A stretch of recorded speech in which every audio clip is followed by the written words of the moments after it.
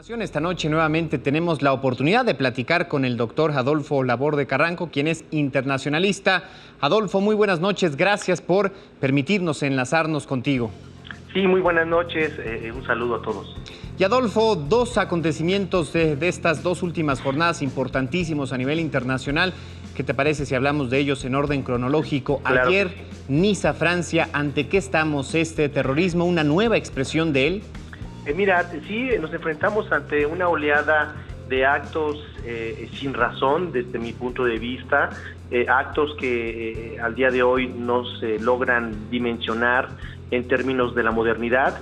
Sin embargo, también hay que decirlo así, existen algunos indicios que nos pueden apuntalar a dos hipótesis. La primera es que efectivamente podría ser un lobo solitario, como así se le denomina, que está de alguna otra manera reivindicando las causas del Estado Islámico, ISIS. ¿Sí? Y número dos, puede ser también, cabe la posibilidad, repito, que haya sido una persona que gracias a los trastornos y a su nivel de marginidad en la sociedad francesa, es un inmigrante, pues haya tenido que tomar esa decisión y pues es muy fácil conectarla con lo que podrían ser las causas ilógicas desde mi punto de vista, repito, del Estado Islámico. De alguna u otra manera, Adolfo, hay semejanzas con lo que ocurrió en Orlando, Florida, ¿cierto?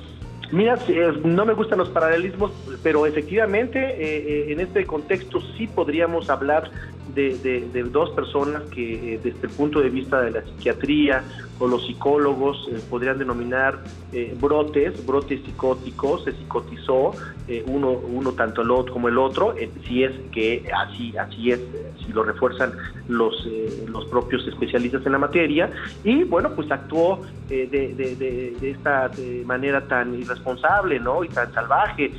Pero también si analizamos algunos elementos del caso del chofer tunecino, pues también había una planeación, había alquilado el autobús con días de anterioridad, había armamento que nos hace pensar que había un plan B, y bueno, pues ahora será la tarea de las autoridades generar esas conexiones para determinar si hay o no hay detrás de esto una organización como ISIS o el Estado Islámico. Niza, Francia, el 14 de julio, el día del aniversario de la toma de la Bastilla.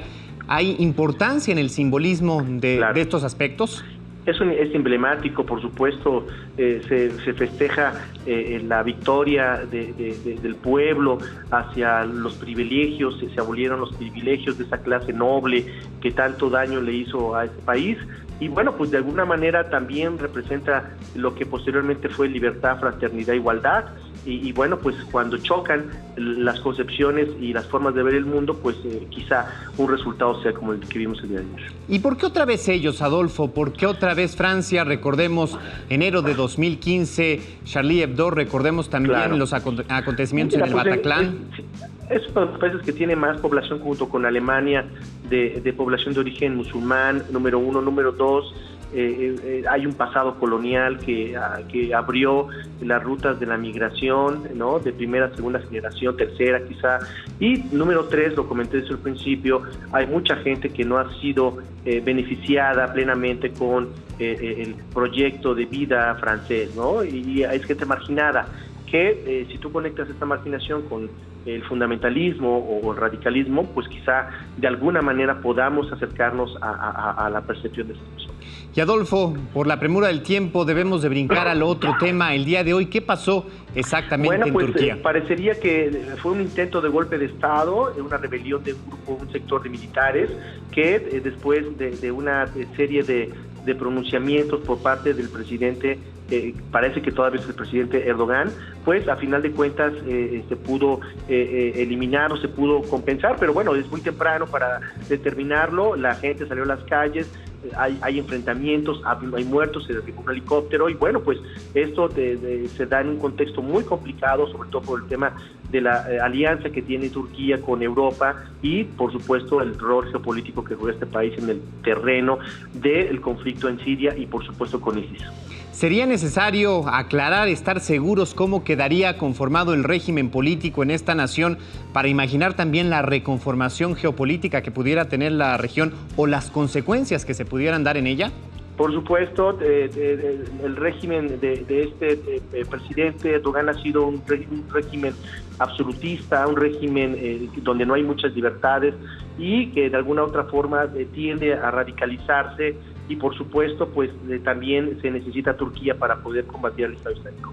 Para ambos acontecimientos, Adolfo, tanto Niza como Turquía, ¿cuándo pudiéramos nosotros conocer, y también cuáles son las medidas que ante ambas circunstancias en el mundo se deben de tomar para no repetir pues acciones similares, bueno, pues y también para aprender? Francia, sí, es muy complicada responder la respuesta, es dificilísimo, pero bueno, yo creo que una es, lógicamente, pues la inmediata es reforzar los sistemas de seguridad, número uno, en Europa, número dos, generar puentes y solucionar los problemas estructurales como lo es la guerra civil en Siria y por supuesto las rivalidades que existen en el Medio Oriente. Y por el lado de Turquía, pues apelar a que este incidente logre por supuesto integrar nuevas estrategias políticas en el régimen turco para que la población pueda sumarse a este proyecto de modernización y quizá una futura integración a Europa. Y desde luego también ahí están los mensajes de vulnerabilidad del ser humano y también la importancia de la reconciliación entre todos nosotros, ¿no? Efectivamente, es así. Adolfo, muchísimas gracias como siempre por esta conversación y nuevamente seguramente te molestaremos cuando pues el mundo así nos lo indique. Cuando guste, estaré atento. Un abrazo, gracias. Hasta luego, otro. Estamos listos.